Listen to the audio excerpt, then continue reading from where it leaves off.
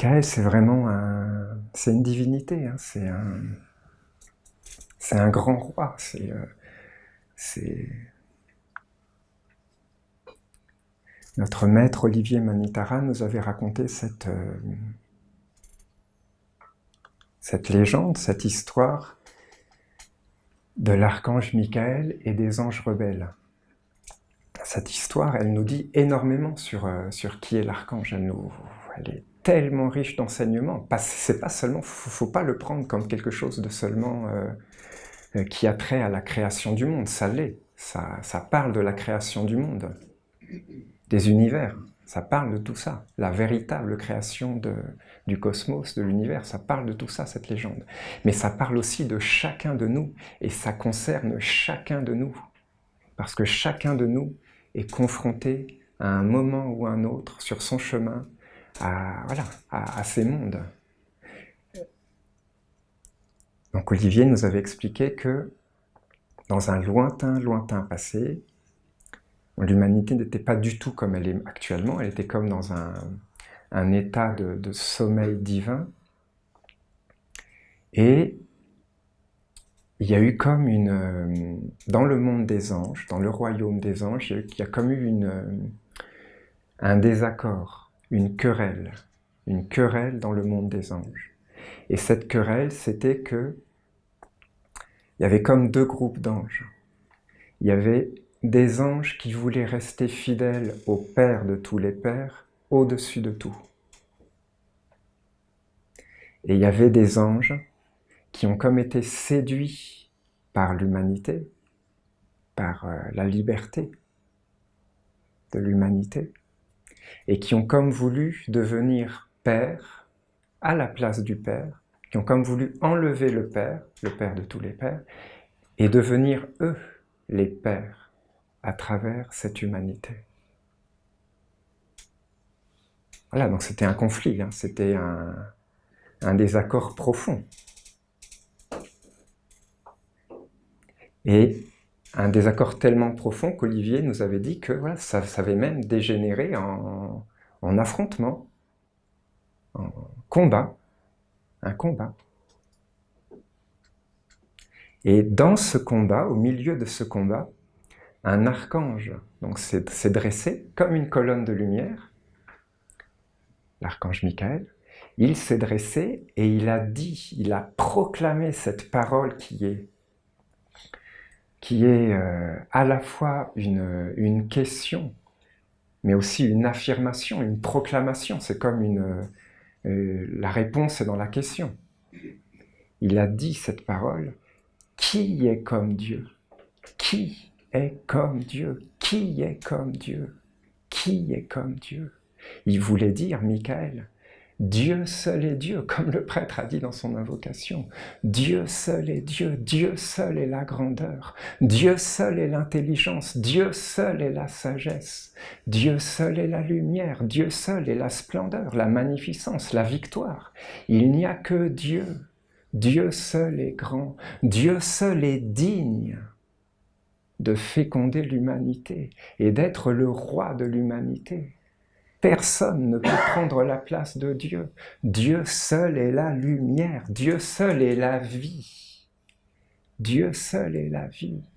Dieu seul est toutes les vertus, on peut mettre toutes les vertus, voilà. Toutes les vertus, c'est Dieu, voilà. Tout vient de Dieu, toutes les vertus, tous les dons, toutes les qualités, tout vient de Dieu et tout appartient à Dieu, c'est la lumière de Dieu, Dieu seul est grand, c'est la présence de Dieu. Voilà, donc l'humanité, elle doit simplement être au service de ça, pour le faire grandir, pour le faire apparaître, pour lui donner un corps, pour le manifester, pour le rayonner. Et ce sera la splendeur, le royaume de Dieu incarné sur la terre.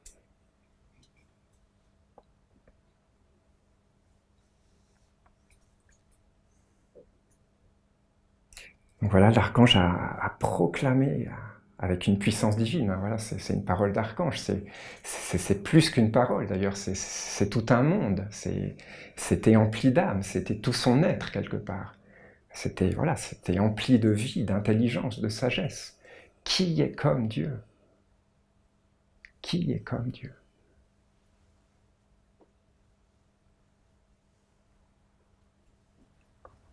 Et Olivier expliquait que cette parole était devenue, et quelque part, oui, l'aura de cette parole, l'écho de cette parole est devenue l'âme vivante de la tradition de la lumière sur la terre. C'est comme, voilà, c'est l'aura de Michael. Michael est un des pères de la tradition de la lumière sur la terre. Voilà, c'est un Dieu, c'est une divinité, un grand protecteur de Dieu. Il s'est dressé, est-ce qu'il s'est dressé dans une volonté de détruire ces anges rebelles qui étaient en train de chuter? Non, il s'est dressé, ce qu'il faut bien voir, c'est simplement de l'amour pour Dieu. Voilà, c'est simplement ça. Hein. C'est aussi simple que ça. De l'amour pour Dieu, uniquement Dieu. Dieu seul est grand, uniquement, voilà. Personne ne doit détrôner Dieu ou voler la place de Dieu ou chercher à voler ce qui appartient à Dieu pour s'emparer et faire croire que ça lui appartient alors que ça vient de Dieu, que ça lui est prêté par Dieu. C'est uniquement de l'amour pour Dieu. C'est ça, Michael. C'est un pur amour pour Dieu, un amour jusqu'aux étoiles, je ne sais pas comment dire, jusqu'à l'infini, jusque dans l'éternité. Voilà, un amour tellement pur, tellement sacré que voilà. Non, Michael, il dit non, c'est uniquement Dieu, c'est Dieu et uniquement Dieu, rien que Dieu et uniquement Dieu. Et donc, Michael est devenu le gardien du monde divin. Voilà. Il est à la porte du monde divin et il est un protecteur du monde divin. Pour entrer dans le monde divin, il faut passer la porte de Michael. Michael est devenu, par cette parole, par le fait qu'il se soit dressé au milieu de cette bataille entre les anges, Michael est devenu le gardien du monde divin, le protecteur quelque part, de l'image de l'homme originel tel que voulu par Dieu. De ce qui, en chaque être sur la terre, quelque part, appartient à Dieu.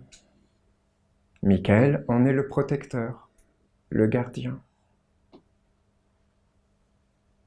Et c'est pour ça que je vous disais que ça nous concerne tous, et que ça concerne tous les êtres, un jour ou l'autre, sur la terre. C'est que